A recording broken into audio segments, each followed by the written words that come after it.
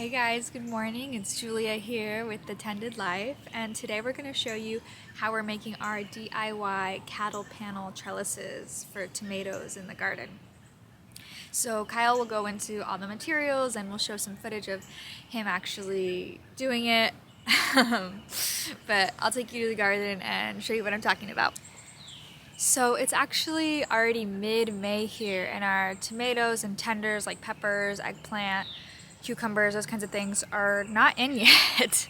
Our last frost date is predicted to be like mid-April, but locals and folks around here suggest not planting till after Mother's Day or even May 15th. And we've had a few really chilly nights the last few nights, so I'm glad that we didn't send everything out yet. I think last night got down to like 39.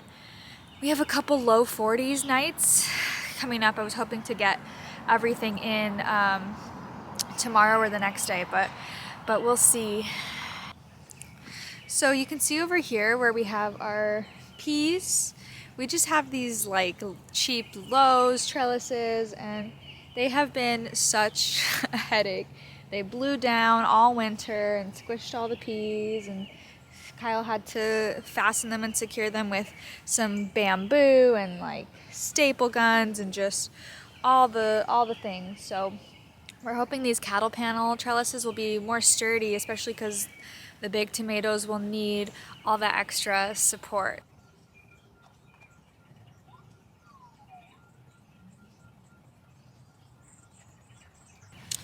So I just put some tools down in the beds that I want him to put the trellises in.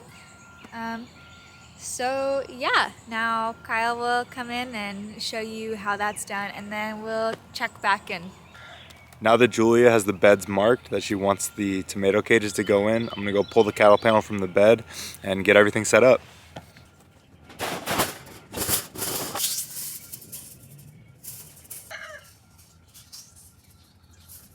Now that the cattle panel's in the garden, we need our last three things, and those are T-posts, a T-post driver, and some 8-inch zip ties.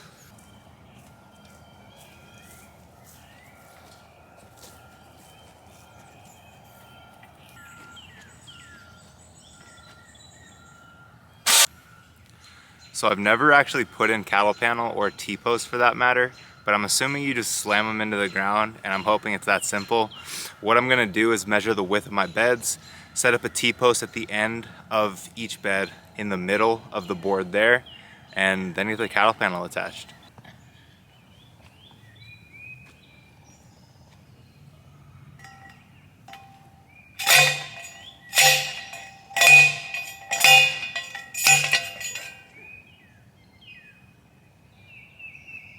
Alright, so it was technically as easy as I thought. It is just banging poles into the ground. I'm going to get 2 more of those T-posts in, and then we're going to attach our first section of cattle panel.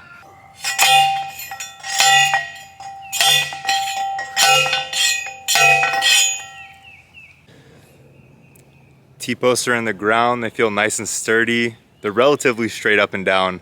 So now it's time to get the cattle panel attached with some zip ties, and we should be on our way to planting some tomatoes this weekend, as long as it stays warm enough.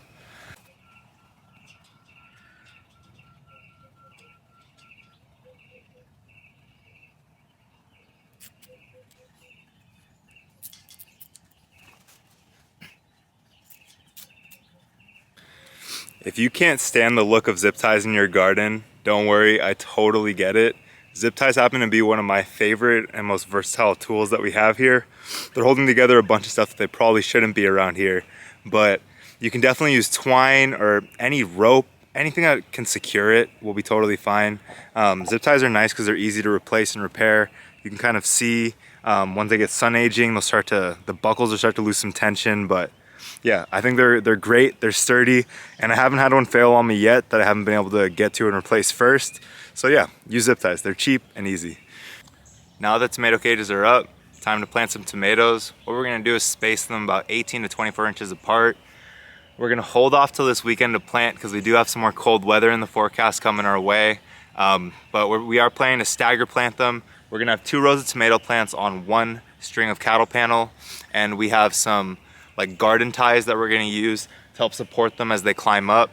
I did put these up about, let's see, I'd say probably about 10 inches up off the ground. That 10 inches should mean that these 4-foot cattle panels will hopefully support a tomato up to 5 feet. This is our first time using these, so if we do run into any of those issues, we'll make sure we chronicle those later on in the summer. But that's about it. Your tomato panel is secure and ready to go. Thanks for joining me today, guys, and we'll catch you later. Alright, I'm back. It is the afternoon now. Kay got all of our trellises in, and I'm actually really happy about the aesthetic of them. It adds some needed structure into our garden where it's kind of a hodgepodge everywhere else, so we really need that kind of strong element. As I mentioned before, it's our first spring at this property, so this kind of more permanent style infrastructure is really making it feel like our own, and not to mention the functionality of these. We'll leave them up year round, grow pole beans and peas and maybe even some vining flowers, giving us some more room to be creative with the space. Some other benefits of this DIY cattle panel trellis are that, one, it's cheap. I think we got each panel for $20, which compared to those little metal tomato cages, yeah, you're not losing any money there, and these will last year after year. Super sturdy. We have a cold night coming up tonight. I think the low is 40 degrees, so we're not going to put the tomatoes and peppers out quite yet. But subscribe to our channel, The Tended Life, so you can see a video on that coming up in a few days, getting our full spring and summer garden planted, and we'll be harvesting right around when our next babe is coming through. We'll also be doing a full early spring garden tour as well. So we'll see you soon, and thanks for watching.